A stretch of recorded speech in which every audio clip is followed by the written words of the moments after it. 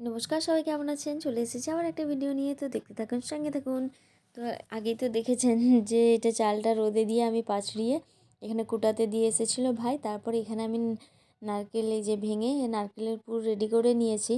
যেহেতু একটা নারকেলের পুর থেকে অনেকগুলো পিঠে করতে পারবেন, অনেক রকমের আর কি। পুরটা যেহেতু রেডি থাকলে ইচ্ছে গেলে যে কোনো পিঠা করা যায়, পুর যদি রেডি থাকে। তো পুরটা রেখে দিলে কিন্তু 1 মাস পর্যন্ত ঠিক থাকবে।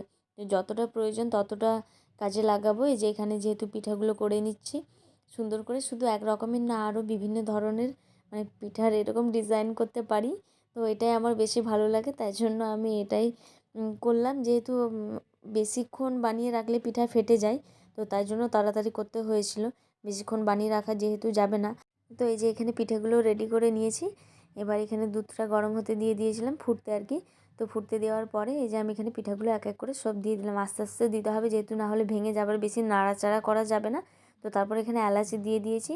তো কিছুক্ষণ নাড়াচাড়া করার পর যে তেজপাতাও দিয়েছি। তারপর এখানে চিনি দিয়ে দেবো।